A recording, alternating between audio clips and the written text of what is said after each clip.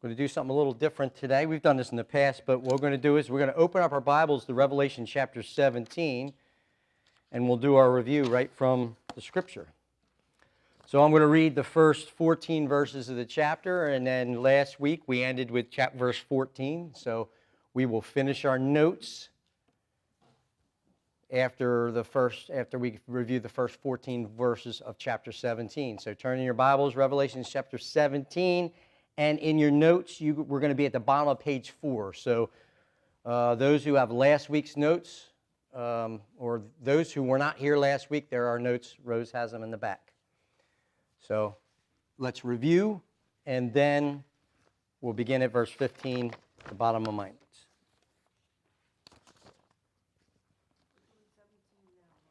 Revelation chapter 17, starting in verse 1.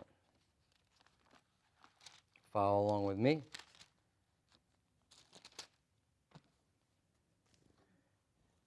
Then one of the angels who had the 7 bowls came and spoke to me, saying, "Come here, and I will show you the judgment of the great harlot who sits on many waters."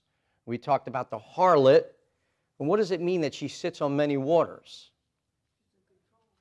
She's in control of many what?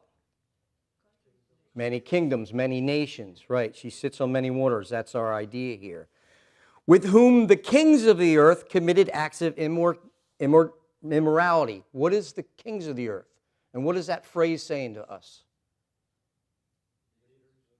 The leaders of the nations. Very important people, world leaders, prime ministers, presidents, dictators. Many important people are following along with this end-time religious system, the ecumenical religion.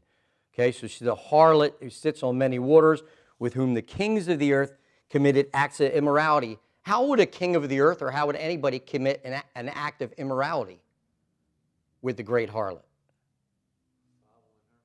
Following her. And why would that be immorality?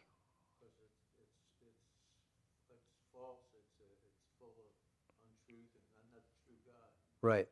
It's not worship of the true and living God. It's false religion, right? It's immorality. It's immoral in the fact that it leads people astray. Remember that most religion says, how do you get to heaven? Works. One of the main tenets of modern religion and old religion all ties in together of that statement that religion means that you can work your way some way, even if it works hand in hand with God's grace. Religion says that you can work your way to heaven. And that's where religion, since long ago, Satan began to corrupt people in their beliefs about God. And that's one of the major corruptions he made. And then it says, he carried me away in the spirit into the wilderness. So what does this mean? That the angel carried John away into a wilderness. Well, he's going to see something, but what is he going to see? Is what he's seeing alive and real? It's a vision, right? Why necessarily would he be carried into a wilderness? What is a wilderness a place of? Loneliness, desolation, temptation, evil, right? So we have this idea. And he sees a woman sitting on a scarlet beast. What is the scarlet beast?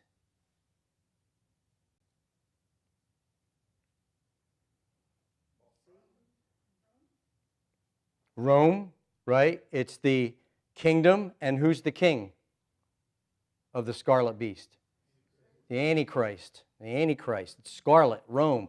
The Roman soldiers wore scarlet. It may be an indication, a tip. Okay? So the woman who is false religion, is ecumenical religion, is sitting on the beast's kingdom, on the Antichrist's kingdom, on the scarlet beast, full of blasphemous names, having 7 heads and 10 horns. And remember, this is a reference back to Revelation chapter 13. Remember, we saw the Antichrist and his kingdom there having 7 heads and 10 horns. All right, and we have this idea of 7 consecutive world-ruling kingdoms, starting with Begins with the E. Egypt, going to Assyria, then Babylon, then the Medes and the Persians, Greece, Rome. 7 heads and 10 horns. What are the 10 horns? The 10-nation confederacy, the 10 kings. The 10 kings of the end time. There's our 10 horns or 10 kings. The woman was clothed in purple and scarlet and adorned with gold and precious stones and pearls, having in her hand a golden cup full of the abominations and of the unclean things of her immorality. What does that mean? What does that tell us about the ecumenical religion of this time? It looks very good on the outside. And what does it remind you of? Purple and scarlet adorned with gold and precious stones. It reminds you maybe of Satan, right? Before his fall. What else would it remind you of?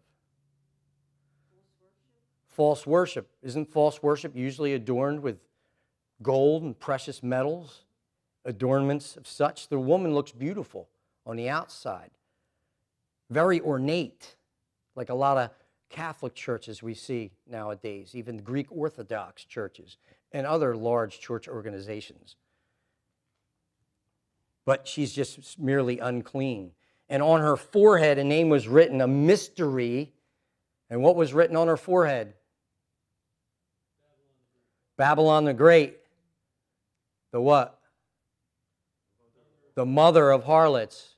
So, right, that's all written. Mystery isn't written on her forehead. It's not Mystery Babylon. It's a mystery. Babylon the Great, the mother of harlots. Why would she be the mother of harlots?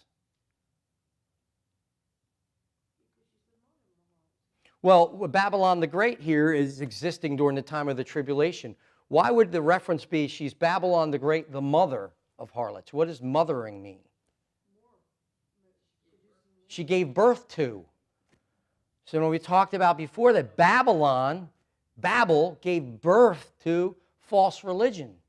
Through who? Who started it all? Nimrod. Very good. Nimrod. And so Babylon the Great is the mother of harlots, the birthplace of false religion and all the pagan religions that came from there. It started at Babylon, at Babel. And then when the languages were confused, what did the people do? They scattered, taking with them what? Their false religion, spreading it. And I saw the woman drunk with the blood of the saints and the blood of the witnesses of Jesus. What does that mean? They're going to kill the Christians. The Christians' lives are going to be forfeit. This is the first 3.5 years. This isn't the mark. So for the first 3.5 years of the reign of the woman, with Rome as its center, as its home base, it's going to persecute Christians. That's where the martyrdom, which is which seal? What seal is martyrdom? Seal number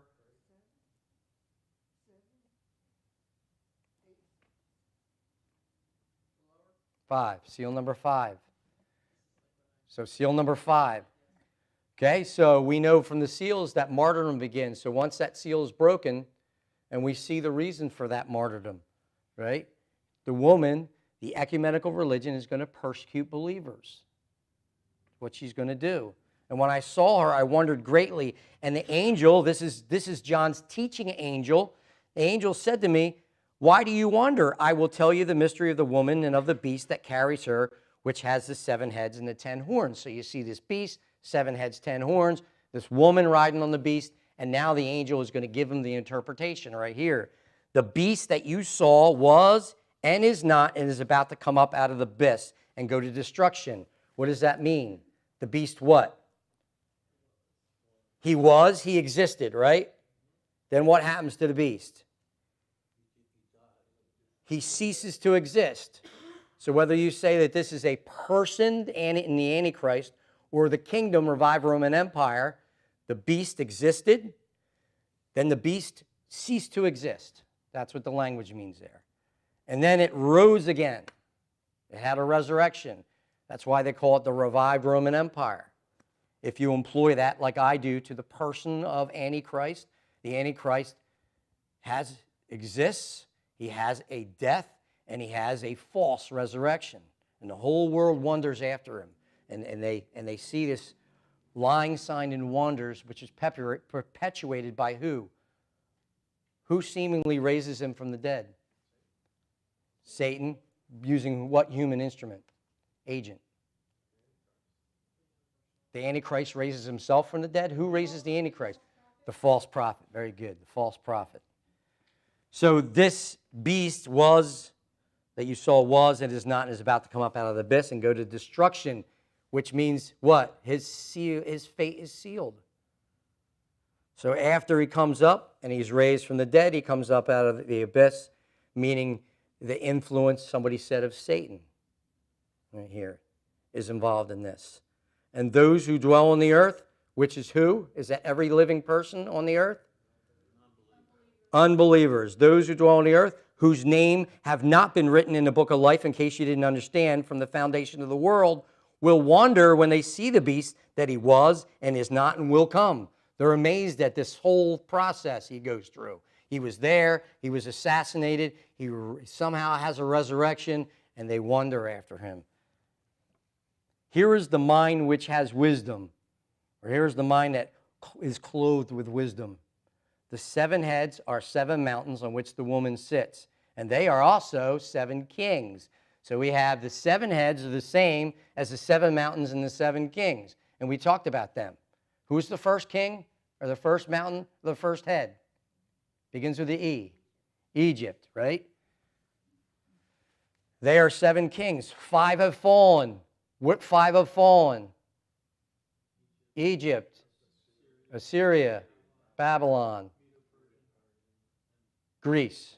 And one is, which one is this? It's the 6th one, Rome. During the time John writes this, one is, that's Rome. And the other has not yet come. Which one is that? The revived Roman Empire, the 10-nation confederacy, the Antichrist kingdom at the end of the time. And when he comes, he must remain a little while. Why would we need to add that expression? He will remain a little while. Because when we look at all the other kingdoms, they lasted for hundreds of years. But how long can Antichrist's kingdom last? No more than 7, right? So it'll be a little while. The beast which was and is not is himself also an 8th and is one of the 7, and he goes to destruction. Why would the Antichrist be listed as an 8th? He is also the 7th, but he's also an 8th.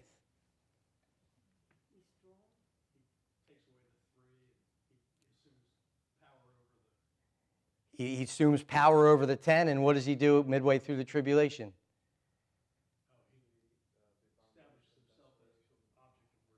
He commits the abomination of desolation. Remember, this is going to change the very idea of the 10-nation confederacy and the 10 kings. He is God, and he's going to be worshipped as God, and he's going to implement the mark. There he's an 8th. He changes the foundation of the kingdom itself midway through the tribulation. So he is also an 8th, and he's one of the 7, and he goes to destruction.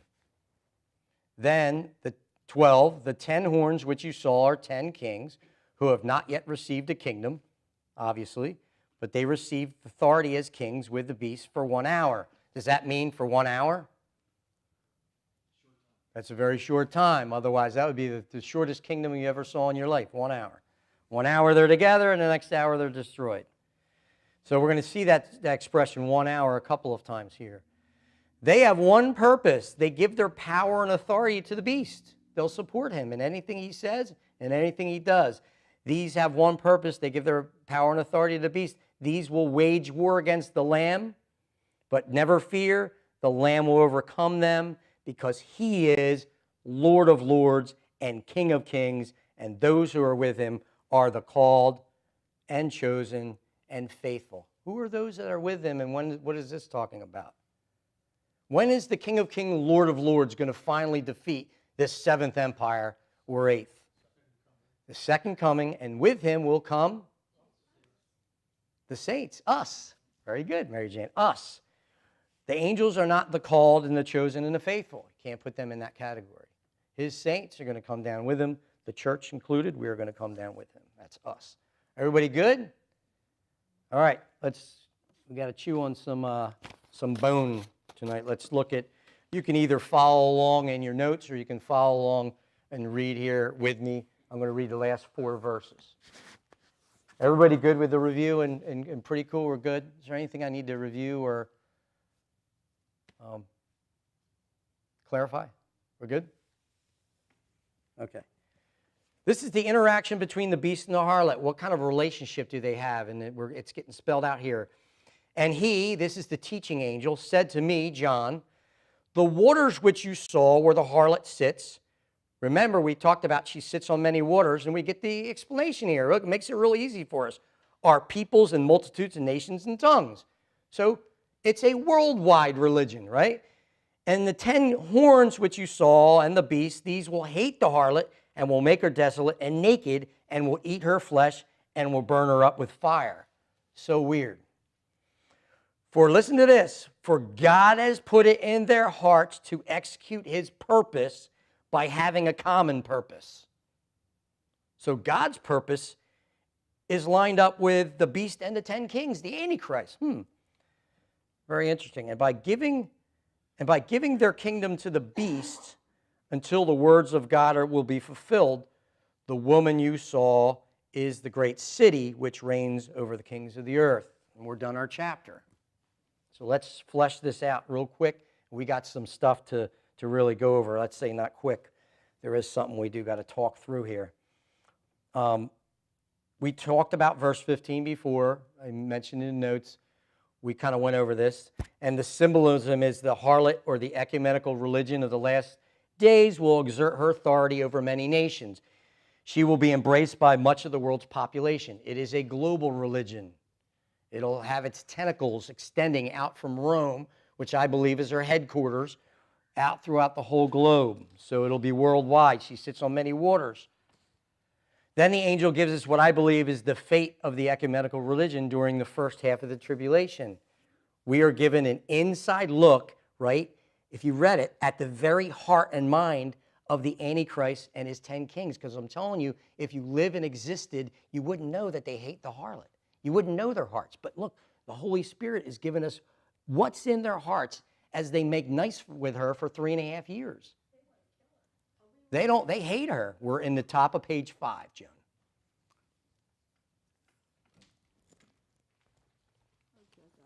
Yeah. So we're talking about what's in their hearts as we read that very odd passage, 15 through 18, right? They hate her. They never liked the ecumenical religion. No matter how nice they made with her, they hated her. They never liked her. As a matter of fact, while in public, they supported her. But they secretly hated her. So this is in secret. She was useful to them for the first half of the tribulation. And of course, they're going to have their reasons for supporting her. Maybe they gain notoriety through their support of this religion. But they will support her. She was useful. When given orders by their Lord, who is the 10 kings' Lord?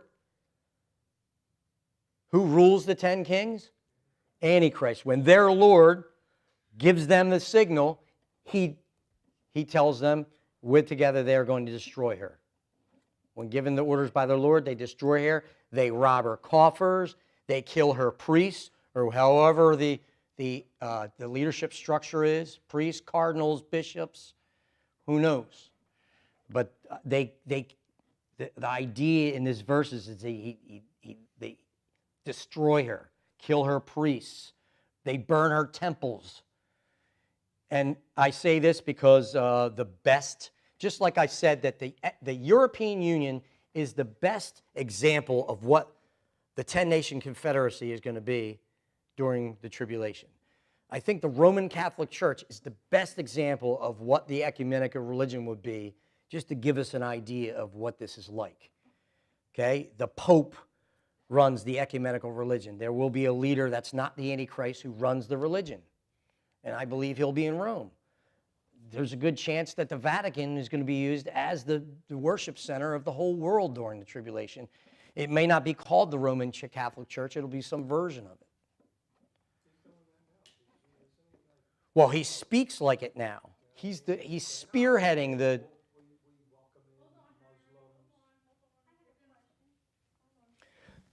What Harry's saying is right. The Pope is spearheading a movement to include all religions. And we talked about this, right? We welcome Muslims. We welcome Hindus, all religions. We welcome all. And that Pope is saying all paths lead to what? All paths lead to heaven. Whether it's Allah, you can call him Buddha, it's all the same God. This is what they're selling, right? Wait a second, hold on. Yeah, you got to get used to getting handed the... Okay, this is a weird question. Now, will this man be Catholic or will he be of Jewish descent that's sitting there? No, the Antichrist will not be of Jewish descent. He No, I will be mean the from guy Western that's- Europe. What's that? The guy that's like in Rome, like leading. Is there any part of any of them being of Jewish descent to fool people? Are you talking about the people that are in Rome with Yeah. the ecumenical? The ecumenical religion isn't Jewish. The Jews of the tribulation will have their own neo-Judaism. They're going to get their temple built. No, I mean like, where they're following this one guy. Like the high priest. Yeah. Is he actually really Catholic or could he be something else? I think that the Jewish neo-Judaism is going to be welcomed into this unity of faiths. Yeah, because I was wondering how would Yeah. they be deceived if he wasn't somebody of their background? Because the false prophet is a Jew. That's what I wanted to know. Yes, Yeah, the thank false you. prophet is a Jew. I took the long way to get Yeah, I'm sorry. I thought you were speaking of the Antichrist. I just want to know if you're my thinking was if you're going to get Jewish people to follow you, then you have to come out of a Jewish background. Absolutely. That's my point. Here's the thing. All right, so you go on, and it's just again, we've discussed this before, but just this is my personal opinion. No, that's fine. But it's my personal opinion about who the players are and how they work out, and not everybody's in agreement. I've heard a lot of prophecies guy who said, see that Pope? He's the false prophet. Because they think that the Pope is going to be the one who is going to deceive the whole world. And they may be right but see, here's the thing. I think the Pope could be the head of the ecumenical religion. He's going to be the guy. The Antichrist is going to be a good Catholic boy. And I'm just using Catholicism, even though they might have a totally different name for the ecumenical religion. But just say we're going to call it Roman Catholic, just for the sake of argument. I'm not saying it is. The Antichrist is going to be a good Catholic boy. He's going to kiss the ring of the Pope. And the Pope is going to raise up his kingdom. So here is the Pope who is going to be head of the ecumenical religion, and his boy is the Antichrist. And the 10 kings are going to support Rome, going to support the religion. The false prophet is in Israel. The false prophet is of Jewish, he rises out of the land. Not every scholar believes that, I do. His job is to convince his brethren. It has nothing to do with convincing the world, but his brethren to hold the Antichrist as God when that time comes. He's going to be in cahoots. He's going to be the lieutenant. He's going to be, my father thinks he's the dictator of Palestine. That's what he calls the false prophet. He thinks he's the actual dictator leading Palestine, and he's like the prime minister. I think he could be the high priest of the new temple, and he's going to wield a lot of power, because when the Jews get a chance to build that temple on the Temple Mount, they're going to go nuts. And who's going to have more power, the prime minister or the new high priest of the Jewish temple? So I think, and I could be wrong, that the false prophet could be the high priest of the new temple who's going to wield all kinds of power. So when the time comes that the Antichrist goes into the temple and declares himself as God, their man says, yes, he is your God. He's going to lead people into the worship of this man, his own brethren. That's the false prophet. He's not a false prophet. You know what I mean? In the Old Testament, who were false prophets? They're the ones that went to the Jewish people, led them astray, right? So, right. No, I was just making this. Yeah, so, all right. So that, again, that's an idea here of the ecumenical religion and how it might work. So the 10 kings are going to hate her. They're going to support her for 3.5 years. And then they're going to make her desolate. And they're going to turn on her. Pastor George, did you have something you want to say? I know. No, her, the harlot. The harlot is ecumenical religion. It's the religion of the last days. It's the coexist that we've been talking about. The Pope nowadays is trying to tell everybody that he's bringing all these religions together. Just listen to the words of the Pope. Go look at the websites. It's coexist. It's all roads lead to heaven. And he's spearheading all the swamis are getting together, right? He's getting the swamis together with the Hindus and the Buddhists, and he's having them and saying this is an interfaith movement. All roads lead to heaven. There's one God, but we just serve him under different names. And what happens to the gospel when that occurs? It gets lost. It gets trampled. It gets stepped on. It's immorality. It's sensuality. These are the things we are getting out of here. Those are those pictures with the language. It's immorality. It's sensuality. It's enticement. But see, we're going to find out that the people that are involved in this ecumenical religion get rich, filthy rich. And the churches themselves are rich, just like ours nowadays. The Greek Orthodox Church is the most richest church in the whole world, and they're above and beyond every church by millions and millions of billions of dollars. The Greek Orthodox Church, one of the biggest, most richest, wealthiest churches in the world, even wealthier than the Roman Catholic Church. So this opulence, all of this religion, is immoral. It stomps on our gospel, right? And so, anyway, getting back to that, where was I? Top of page 5. We're given this inside look at their heart. They're going to use her. They might even use her to get to some prominence during the first 3.5 years of the tribulation, and they're going to support her, right? Then they're going to kill the priests. So what would this look like? Antichrist is going to take his soldiers into the Vatican, and he's going to raze it to the ground. He's going to burn the Vatican. He's going to kill all the priests. He's going to rob all the coffers.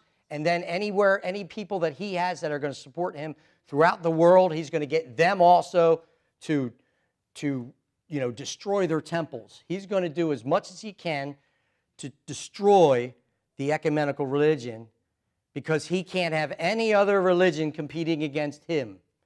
If he's going to declare himself God, he's got to get rid of the one religion that would compete against him, and that's the ecumenical worldwide religion. So he's going to try to implement his worldwide global religion where he's God. That's the idea. Everybody good? Top of page 5. So if the Pope happens to be the head of the religion, he will be assassinated. The Antichrist cannot have any competing religion in his kingdom. She must go. There could be only one God and one pledge of allegiance to him. That's the mark. That's a pledge of allegiance to the Antichrist. And receive his mark. And he'll implement it, but she's got to go first. Everybody good? Understand? So, for whatever reason, they make nice with her. They seem like good Catholic boys, those 10 kings and that Antichrist. And then they turn on her at the 3.5 year mark. In verse 17, we have another set of purposes. First, the 10 kings and the Antichrist have a common purpose. That's understandable, right? Their common purpose is to destroy the ecumenical religion. They knew they were going to do it. They planned for it at some point in time during the first 3.5 years. It was going to happen. They just waited to set that plan in motion. They hated her, so after she fulfills their needs, they get rid of her. The leadership didn't need to argue. There weren't time-consuming discussions about this. They have one common purpose. They agreed long ago. This plot was in their hearts all along. But since it was God's plan to judge the harlot, she had to go. That was God's purposes and God's plan that she had to go. She had to be judged for her immorality, for leading all those people astray. So here we got a cross here between what they had in their hearts, but it was God's plan to judge the harlot, and he used what? The beast kingdom. Now, question, was God soliciting these leaders to do evil? But didn't God put it in their hearts to kill the ecumenical religion? Right, so, all right, so let's talk about this. This is a very important topic. The ecumenical religion is destroyed. It was God's will that the ecumenical religion gets punished at this point in time. She had to go. She's being punished rightly and justly, right? Do you understand why God is punishing her? So God's bringing about his purpose. But here it says that he used the beast kingdom. Was he soliciting these 10 kings and the Antichrist to do evil?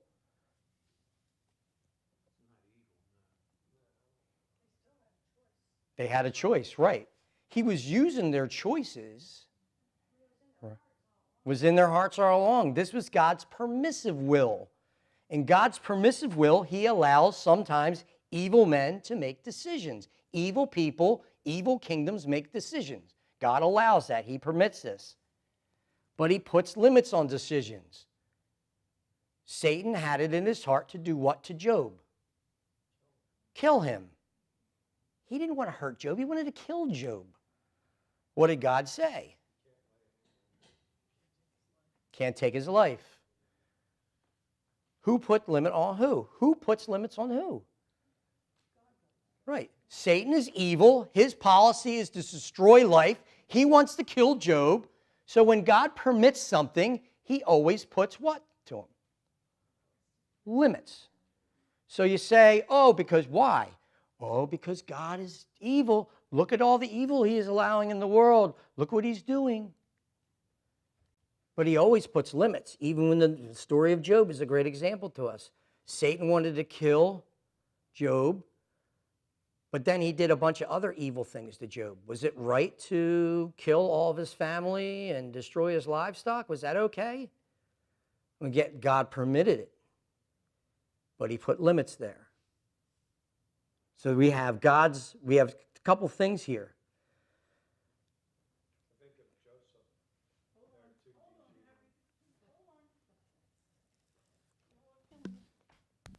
I think of Joseph there too, DG, when, he said to his brothers, what you meant for evil, God meant for good. Okay, so let's use Joseph because that's a perfect example. As another example.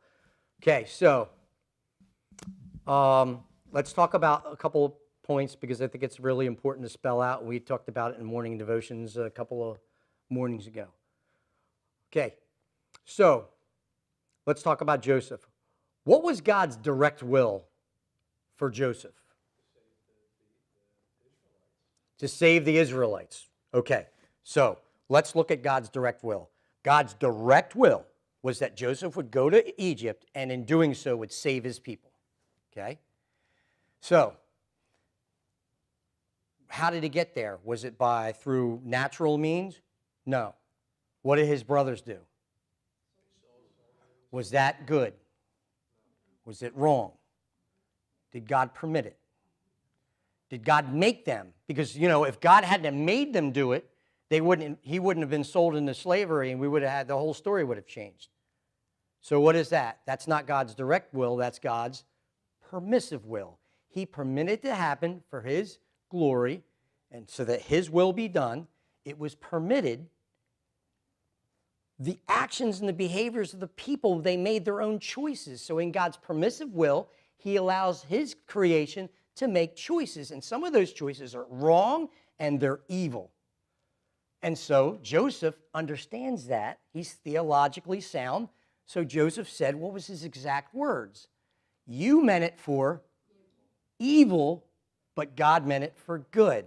God's direct will is that Joseph would go to Egypt and that he would save his people. His permissive will was allowing the brothers to do some evil things and allow him to be thrown into prison. We had Potiphar's wife do an evil thing and lie and get him thrown into prison. And we had all these bad, evil things occur. And Joseph was smart enough and knew his God enough to say, what you meant in God's permissive will was evil, but God meant it for good. Because ultimately, with all these people making their own decisions, life gets sloppy, the plan gets sloppy, but it doesn't bother God.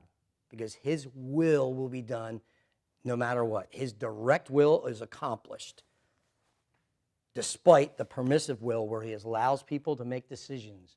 And here in our chapter, we have evil basically punishing and disciplining evil. He allows evil, the Antichrist and the 10 kings, to make evil decisions, and as a result, his will is done. She's judged anyway. And God didn't even lift a finger. He just allowed their own evil inclinations. How does that apply to us? Believers sometimes are allowed to go their own way when God confirms them in bad decisions. In 2000 and 2001, I made a host of bad decisions. I ended up in a bad place. I walked away from church. I walked away from God. And one of these days, I'll share my testimony with you guys. But at some point in time, the Lord said, okay, he confirmed my decisions. This is where you want to do? And he confirmed me in my decisions. He allowed me to go my own way. And that 14, 15-year process was very important to the fact that I'm sitting in front of you teaching right now. And if that 14 or 15-year process hadn't happened, I wouldn't be the person that I am now. Gaining the experience, and basically I learned my lesson.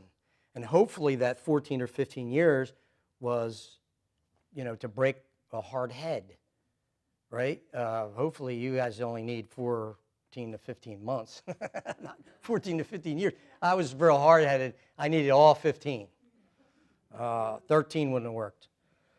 So look, even among the believer's life, in your life, God sometimes, when you make bad decisions, and you decide, I'm not talking about whether to buy a car or not a car. I'm just talking about where you walk away from the Lord, you make bad decisions, you decide not to go to church, or whatever it may be, and you do those things, God sometimes confirms you in a decision. He allows you to do it. His direct will is that I'm sitting in front of you tonight speaking to you. His permissive will allowed me to go to that 14 or 15-year path, making my own decisions and learning my lesson and coming back to him humbly and properly, hopefully. Yeah.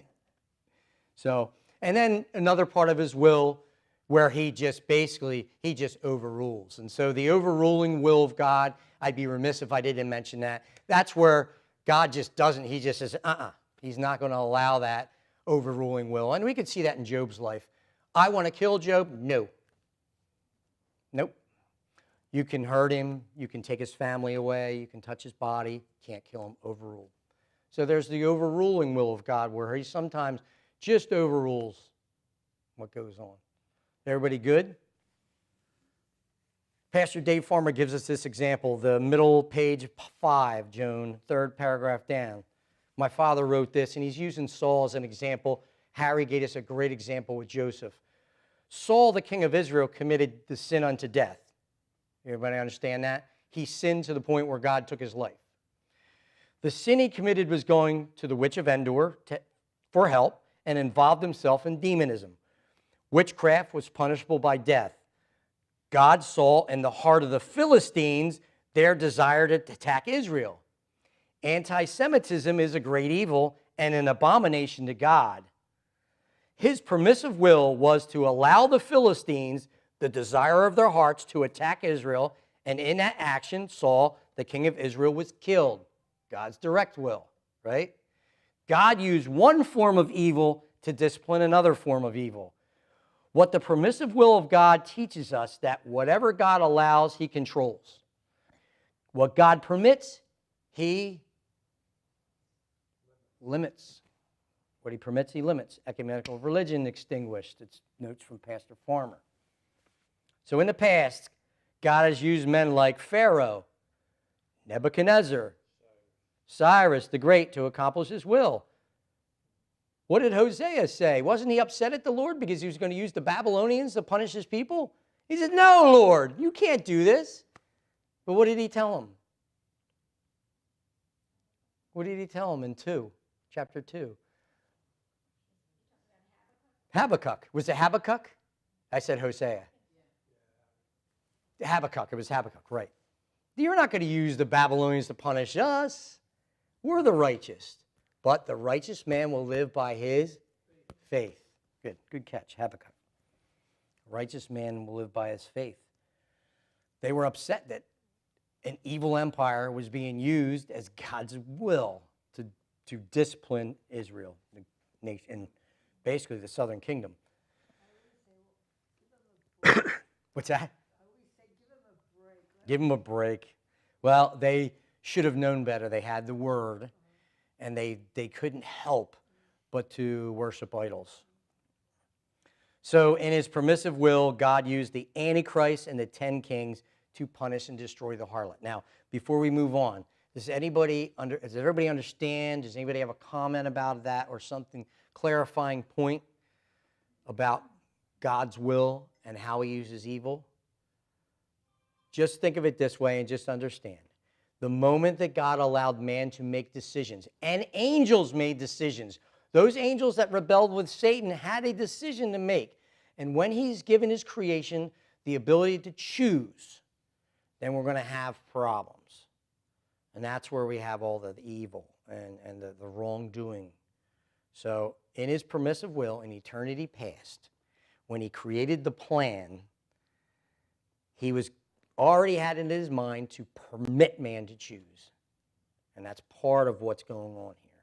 And sometimes he uses one evil to punish another evil, but without actually soliciting those people to do evil, because God cannot tempt anyone, nor can he be tempted by anyone, right? So he cannot solicit a country to do evil, even for his purposes. My question is just working in how when God hardened Pharaoh's heart. So that would come under... See, right, so Pharaoh made a choice. He hardened his heart. Notice that in that scripture, Pharaoh hardened his heart, then God hardened his heart. God hardened his heart. But he didn't reach in and harden it. It was the result of Pharaoh's choices. See, Pharaoh did it to himself. His desire was to hold on to Israel and to rebel against God. And because God pushed the issue, in that sense, God hardened his heart. I mean, I don't have a problem with God hardening his heart, because Pharaoh's the clay. God was the potter. He made him, right? Right. But if you go along with what we're talking about here, permissive will, direct will. Yeah. That's how I just wondered how you would work that. Because God did not solicit Pharaoh to do evil. So you have to take that phrase that God hardened his heart, having to do with permissive will, and he confirmed Pharaoh in his choice, and now Pharaoh is now condemned and confirmed in this choice that he already made. And I think that's why it was written that way. It was written, Pharaoh hardened his heart, then the Holy Spirit, God hardened his heart. Meaning God was in complete control. He's sovereign. And in that sense, he hardened Pharaoh's Is that heart. like Romans in a way, where they hardened their heart and God gave them over? God gives him over to a depraved mind. The similar. Absolutely, the same principles and concepts. God gives him over. Hey, listen, we're given over too, but that's a Christian way of saying it, or a believer's way of saying it, is sometimes he confirms us in our decisions. So he doesn't give us over to the depraved mind, maybe, because we have the Holy Spirit. I don't know if you feel that way, but I know he confirms us in our decisions, and we can make some pretty bad decisions. And sometimes he says, all right, and the result of that is going to be discipline. Sometimes the result of that is death. Sometimes the result of that is you get injured because you do something silly, and God permitted it.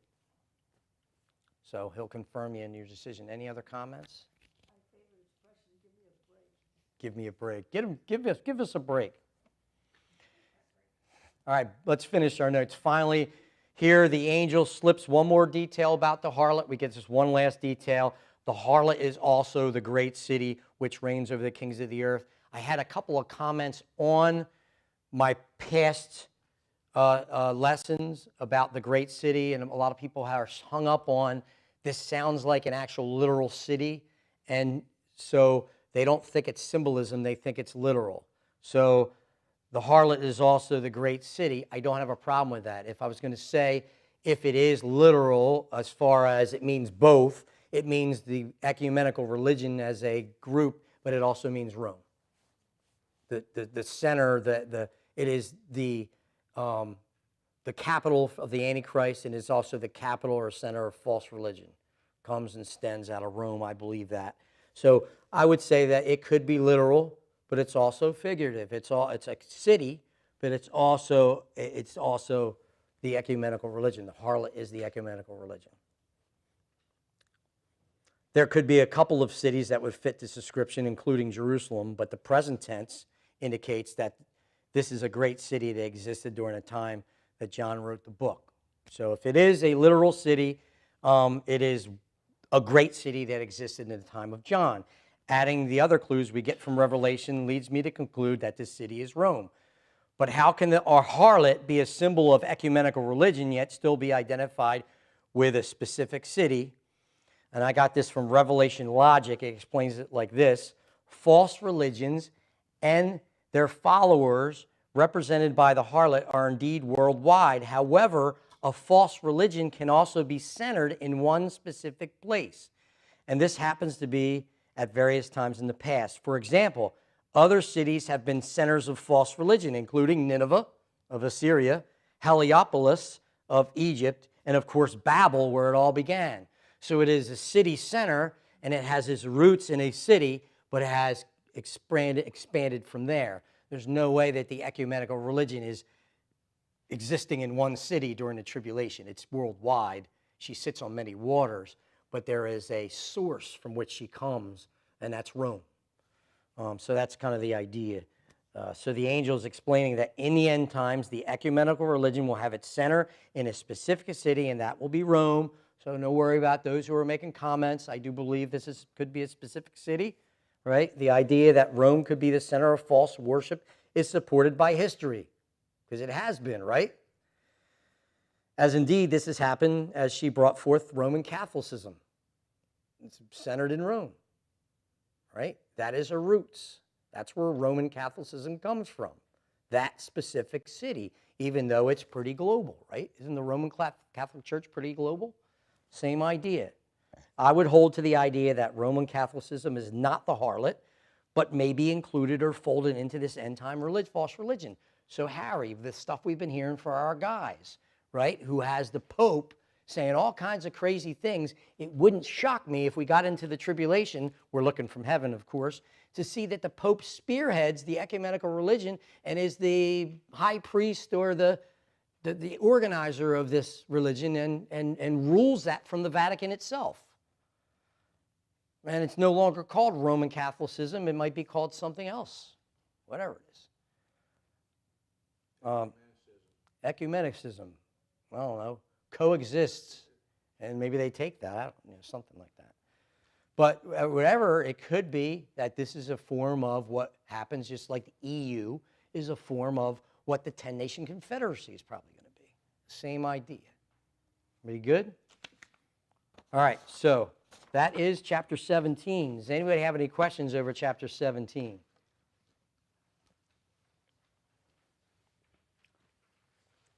No other comments? All right, let's go on to chapter 18. We got to get motivated. Let me just give you the introduction, and then we'll read. We'll read through it, and we'll go back to verse 1. Okay, chapters 17 and 18 deal with God's judgment on religion, right? So whether we're in 17, 18, we have some of the same ideas. You got one, Joan. I gave you one. It's the new notes. I put holes in it and everything. All right, so chapter 17 and 18 basically put it in one category. It's God's judgment on religion. The chapters tell us how that judgment will impact and affect the world during the end times and detail God's final death blow. So we're going to find how God ultimately deals with religion. Even though we have a continuation of the same subject matter in chapter 18, there is a difference between the two chapters. You read some other scholars, and they're going to call it religious Babylon, chapter 17, and they're going to say that the commercial Babylon is chapter 18, and there's some truth to that. First, John is given the information in chapter 18 in the form of a new vision. So a new vision begins. The teaching angel is no longer needed, so John is given the information through vision without the angel's help. So there's no teaching angel for chapter 18. It's just a vision that God gives him. And it's a new one because of the language. We'll talk about that. Secondly, the emphasis between the chapters do change. So I'm not saying those scholars are wrong, but we see chapter 17 was about the religious aspect of the judgment, while our new chapter 18 will focus basically on the economic aspects of the judgment. Now, we've already learned that the ecumenical religion is going to be filthy rich. She's going to be adorned in gold and precious jewels. And if it's a one-world global religion, imagine how rich that religion is going to be when they pool their resources. Very, very rich. So many people will get wealthy as the world is falling apart around them. So chapter 17 is about the economic aspects of the judgment. Now, second thing, I mentioned before, paragraph 2, that the book of Revelation does not have one single quote from the Old Testament, word for word, right? But the subject matter of both the Old Testament and the book of Revelation are so closely linked, you can see the Old Testament all throughout the book. All Old Testament concepts in almost every chapter. Ton of Old Testament, just no quotes. As a matter of fact, without a working knowledge of the Old Testament, Revelation becomes even harder to understand. So you got to have a working knowledge of the Old Testament in order to help you understand Revelation.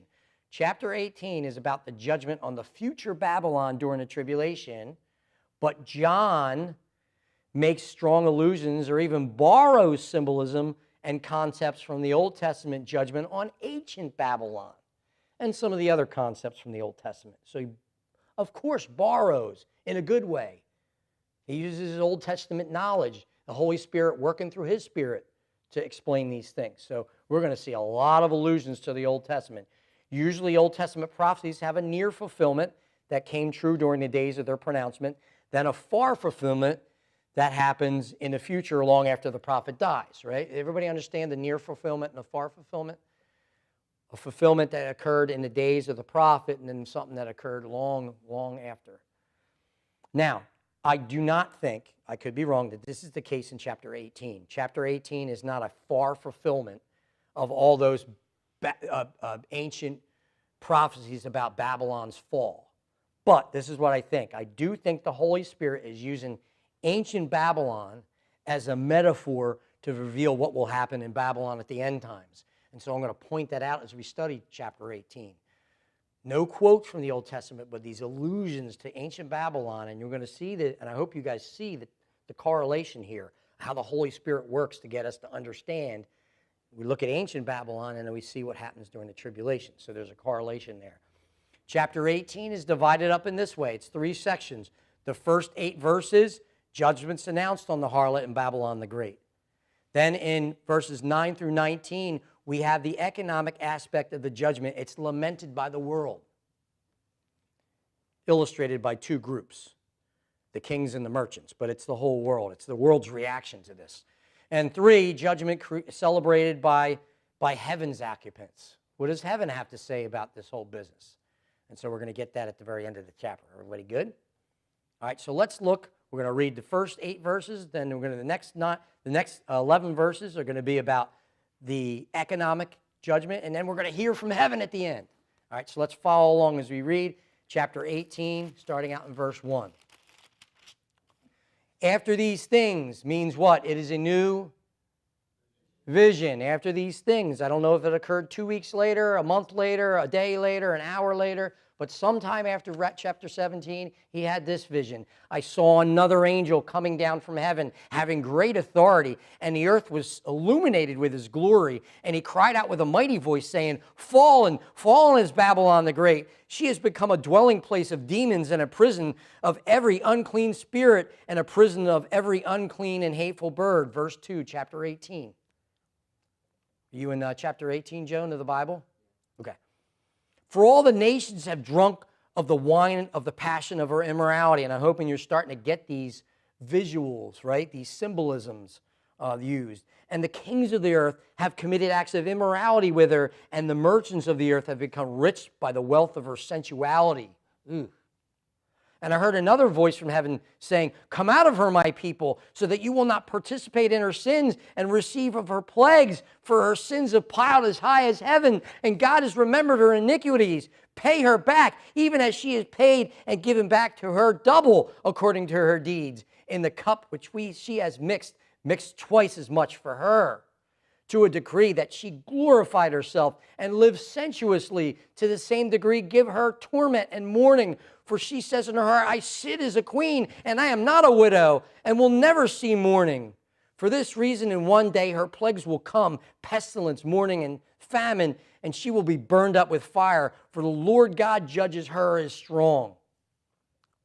And the kings of the earth who committed acts," here's the second part, right? This is about the wealth. "And the kings of the earth who committed acts of immorality and lived sensuously with her will weep and lament over her when they see the smoke of her burning, standing at a distance because of the fear of her torment, saying, Woe, woe, the great city, Babylon, the strong city, for in 1 hour judgment has come. And the merchants of the earth will weep and mourn over her because no one buys their cargoes anymore. Cargoes of gold and silver and precious stones and pearls and fine linen and purple and silk and scarlet and every kind of citron wood and every article of ivory and every article made from very costly wood and bronze and iron and marble and cinnamon and spice and incense and perfume and frankincense and wine and olive oil and fine flour and wheat and cattle and sheep and cargoes of horses and chariots and slaves and human lives," human trafficking. "The fruit you long for has gone from you, and all the things that were luxurious and splendid have passed away from you, and men will no longer find them. The merchants of these things who became rich from her will stand at a distance because of the fear of her torment, weeping and mourning and saying, Woe, woe, the great city, she who was clothed in fine linen and purple and scarlet, adorned with gold and precious stones and pearls. For in 1 hour such great wealth has been laid waste, and every shipmaster and passenger and sailor, and as many as make their living by the sea, stood at a distance and were crying out as they saw the smoke of her burning, saying, What city is like the great city? And they threw dust on their heads and were crying out and weeping and mourning, saying, Woe, woe, the great city, in which all who had ships at sea became rich by her wealth, for in 1 hour she has been laid waste." Let's go to heaven. "Rejoice over her," verse 20, "O heaven, and you saints and apostles and prophets, because God has pronounced judgments for you against her." Right? Revelation chapter 6. Right? They're underneath the altar. "Then a strong angel took up a stone like a great millstone and threw it into the sea, saying, So will Babylon, the great city, be thrown down with violence and will not be found any longer. And the sound of harpists and musicians, and flute players and trumpeters will not be heard in you any longer, and no craftsman and of any craft will be found in you any longer, and the sound of the mill will not be heard in you any longer, and the light of the lamp will not shine in you any longer, and the voice of the bridegroom and the bride will not be heard in you any longer, for your merchants were the great men of the earth, because of all the nations were deceived by your sorcery, and in her was found the blood of the prophets and of saints and of all who have been slain on the earth." That was a mouthful. A lot going on. Let's break it down in about 10 minutes. We are on the bottom of page 1, Joan. Let's just take a look at just verse 1 real quickly. We have another strong angel, right? The first verse says this, "After these things," we talked about it, a new vision, "I saw another angel coming down from heaven, having great authority, and the earth was illuminated with his glory." The chapter begins a new vision, and John sees another highly decorated angelic herald. Remember, these are herald angels. They make pronouncements for God. They're the ones that make the announcements in loud voices. I'm in my notes, bottom of page 1.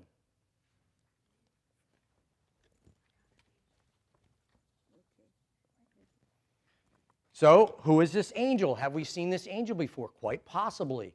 This is possibly another angelic herald that comes down and God sends. There's certainly, there could be more than one angel, angelic herald, that makes announcements for God, right? But It could be the same one from 10:1, chapter 10. We had another, the same language used out of an angelic herald, right? A royal herald that comes down from the throne in chapter 10. And we also have another one listed in 14:8, and that's where it's first said. Remember, fallen, fallen is Babylon the Great, right? As the angel flies in mid-heaven. So it could be the same herald here, or it could be another very high-ranking herald in God's court. Because we see, why is this angel high-ranking? Well, look at the language. Both or all three are depicted as having great glory, power, illumination, right? This is the angel clothed in glory, rewarded by God, and a voice gifted to perform these special pronouncements. Got to have a very loud voice to be screaming, yelling all over the earth, right? So special voice to perform the pronouncements.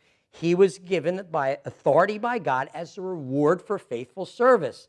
And his angelic uniform illuminates the earth. Pretty cool. All right, so this is angel. People will get a little confused. They say, well, could this be the Lord? No. Angels lots of times are illuminated, and this glory is given by God as a reward. So this is a very high-ranking angel who comes down. This is what he says. Everybody go to verse 1. He pronounces punishment on the harlot. And he cried with a mighty voice, the one that God gifted him with, right? Saying the same in chapter 14:8. Fallen, fallen is Babylon the Great. She has become a dwelling place of demons and a prison of every unclean spirit and a prison for every unclean and hateful bird. For all the nations have, top of page 2, drunk the wine of the passion of her immorality. And the kings of the earth have committed acts of immorality with her, and the merchants of the earth have become rich by the wealth of her sensuality. So this herald basically is announcing the fall of Babylon the Great, the ecumenical religion of the last days, and begins by using several different idioms to describe her condition. Let's talk about them. Don't just look at my notes. She has become a dwelling place of demons and a prison of every unclean spirit. Reading that without looking at the notes, what do you think that means? What idiom we use? What metaphor is that? Give it a shot. No gold star question this time. This is just, what are your thoughts? This made me think of Saul, because when he was told, why do you seek your answers from the dead when you serve a living God? Right. So this makes me think that there might be a lot of tarot card readings, people like that deal with the occult in this area. Right. Right. The ecumenical religion will be full of demons and unclean spirits. This jives with the Old Testament picture of idolatry. The ecumenical religion this is idolatry. It's false religion, right?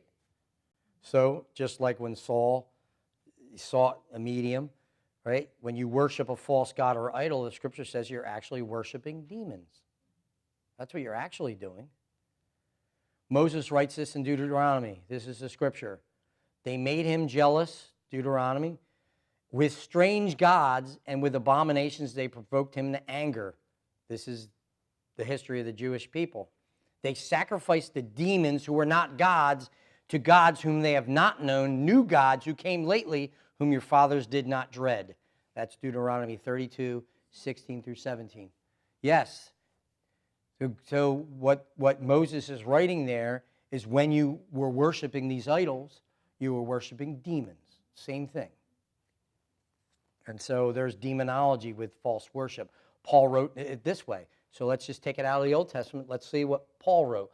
Paul wrote, "No, but I say that the things which the Gentiles sacrifice," all those Greek gods and Roman gods, those sacrifices, they sacrifice to demons and not to God. And I do not want you to become sharers in demons. 1 Corinthians 10:20.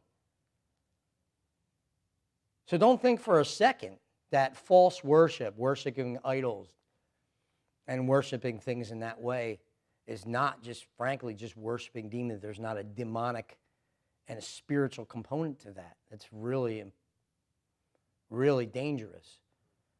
You might say the person is silly for worshiping a block of wood or something that's inanimate. But the demons, Satan's angels, right? They are at work. They're behind a lot of that stuff. It's satanic. It's evil. Right? And so it's very dangerous for anybody.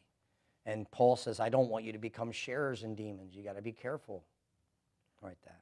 In the Quran, some people don't know this, Allah actually calls himself the chief of deceivers. In the Quran, the Allah.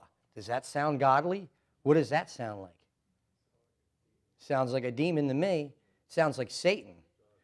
So there's Allah. But, you know that Allah, everybody knows this, right? Allah is just another name for Yahweh. It's the Arab Yahweh, right? It's the same God. They just have a different name. That's what they'll tell you. Also, involving yourself in religion is the same as being steeped in drug abuse. Think about that. You open up your mind to the influence of Satan. That's why Satan captures people. They're involved in drug abuse, alcohol abuse, right? And this is a great way of getting you.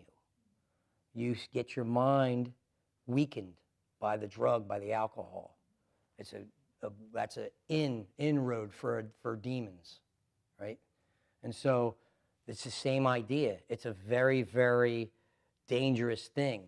Now, the ecumenical religion, this false religion, is the home place for lots of demonism at this time. What else do we know? We know that during this end times, during these 7 years, Satan's at work. And so this is Satan. The Antichrist is Satan's guy. He's raised him up. Very, very tough, horrible time to live. So while lots of crazy things are occurring on the earth, there's a spiritual component of what's going on behind the scenes. And a lot of that is the influence of Satan, knowing that his time is short. And he's trying to affect as much and destroy as many people as he can. It's his permissive will, right, to get to his direct will. His direct will is that everything will be all wrapped up, sin will be punished, and then Jesus will reign on the throne. We're driving towards that. Jesus is returning. He's going to have his rule, and then we're driving towards the eternal state where sin and death, right, is destroyed. Right? And then we go and we live with God for eternity, right? So we're all moving towards that direction. But in the interim, as long as you allow men to have choices, evil is going to run rampant. As long as Satan is given reins within the permissive will, he is given reins. He is limited in what he can do. I mean, look at the example of how the demons are limited. Do we see in the New Testament where demons were limited? Well, what happened when Jesus approached the man who had a demon, had many demons, right? What did they say? What did they say to Jesus? Why are they disturbing us before the time? Permit us. They asked Jesus' permission to do what? To go into the pigs. They asked permission of Jesus. They had to get permission or else they were done. So demons are subject to getting permission. Satan is subject to getting permission. And so as much as it's horrible to think about all the awful things that are occurring, even to our children, and I know you have a very soft heart towards children, right? It's God's permissive will. And ultimately, he's going to set everything right. But as long as he allows people to have decisions, and in this time, people are still allowed to decide, there's going to be some bad things occur.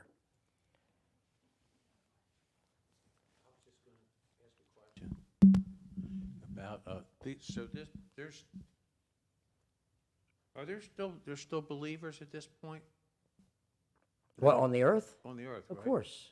So this is really when putting on the whole armor of God is really going to come into effect, as it says, we're not battling against flesh and blood, but against evil powers and demons, and Yeah. that part of Ephesians really seems to.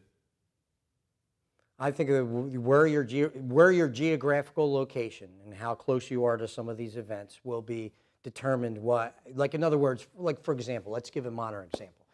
if you live in Africa and you're a Christian, you're in much more danger than if you're in, you know, New Jersey in the United States of America. Can we all agree to that? Right. There are some parts of our world where Christians are in danger. China, Oh, yeah. right? Egypt.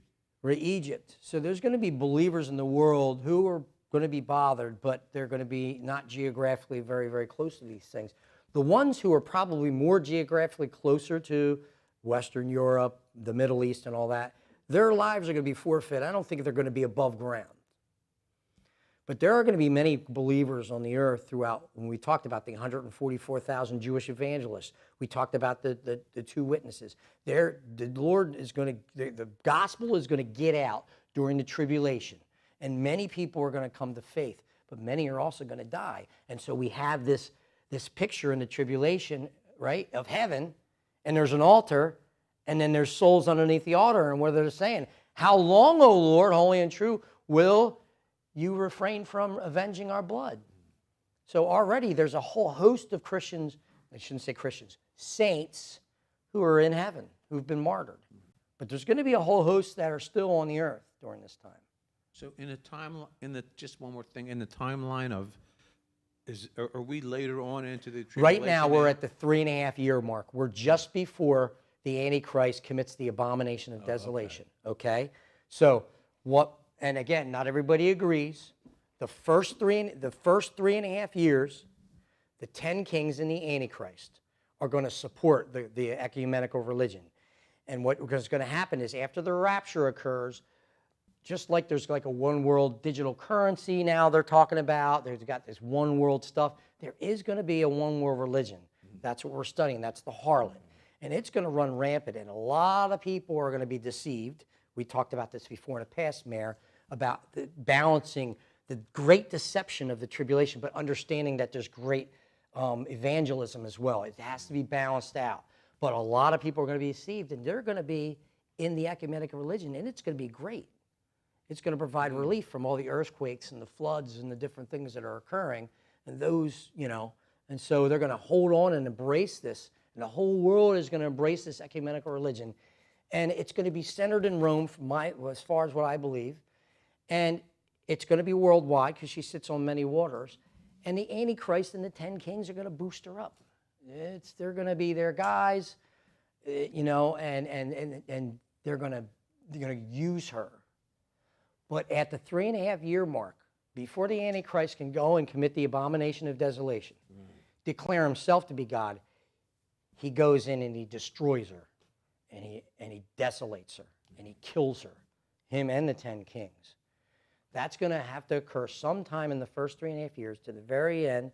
And then, once he's dealt with her, he can go in to commit the abomination of desolation. He goes and hooks up with his right-hand man, his guy, the false prophet, and they go and they do their thing. Now he's God. He's not just the dictator of the 10-nation confederacy. He's God. And now he'll implement his mark, and now the mark of the beast starts. And so that goes out. And Antichrist will attempt to take what was once the ecumenical religion and make it his religion. So he's going to try to force his tentacles out just like the ecumenical religion does and occupy the same space that she did, but he can't. And we've had this discussion after our study as well. Why did the Antichrist not do that? And we're going to talk a little bit about that, the reasons. Okay, because Armageddon. He obviously does not have control. All those people rebel against him. Listen, the king of the north comes against the Antichrist. That's why they're in Palestine. They're not to destroy the Jewish nation. They come against the Antichrist. The kings of the east, they're coming for the Antichrist. The king of the south are coming for the Antichrist. They got to get rid of this guy. He doesn't have control. He's trying to gain control, and he's trying to fill in the vacuum of the ecumenical religion. He's destroyed her. He's made her desolate, and now he goes to Jerusalem, and now he's God, and he's going to force the mark, and he's going to make great headway in the world. But I personally do not think, like other Bible scholars, that the Antichrist accomplishes the mark being all over the world. He tries to do it, but we're going to talk about why that happens, and I'll give you a hint. When you read this, who is mad that he desolates the woman? Who do you think? if I was getting rich from her and you destroyed her, who am I going to be mad at? The Antichrist just took away my wealth.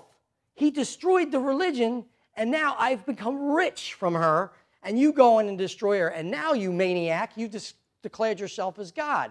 And this megalomaniac has got to go. So if my country, and I'm a dictator, I'm saying that when you look at this, it's not the regular person that gets rich off of the ecumenical religion. They might get something from it, but that's not rich. It's going to be the kings of the earth. It's going to be the great men. It's going to be the just like today, the haves and the have-nots. It's going to be the people who are in the know and have some power. Politicians. The politicians, other people. But the church is out of here. Yeah. If you got rich off the ecumenical religion and that maniac destroyed her, you are not going to be too happy with him. You're not going to fall in line. And some of the kings of the earth come against him at the end times, and that's Armageddon. So if he destroys her, he's not going to be too popular after that, no matter what he does. We're done, yeah. I kind of wish I had more Thursdays off. I love this study. But my question is this. When he takes his place up in that temple and he calls himself God, do the Jews flee the city? And if Yes. they do, when Jesus comes back, are the Jews outside the city then? Yes. One third of the Jewish people flee into the wilderness. I think it most likely Petra, Edom, right? When we look at the end of Daniel chapter 11, we're going to talk about there was places that surrounding the mountains surrounding Israel that were protected by God. I think that's where they're hiding. 1/3 of the Jewish nation, right, are hiding. There are going to be believers in the city, and the city's surrounded. Zechariah tells us the cities are surrounded. Now, who's fighting in the city if all the believers are in the mountains? So there's going to be believers in Jerusalem who've come to Christ and who are going to defend the city and try to raise up, and it's going to talk about how it's the walls are breached. Zechariah 14, read it. The walls are breached, or 12 and 14.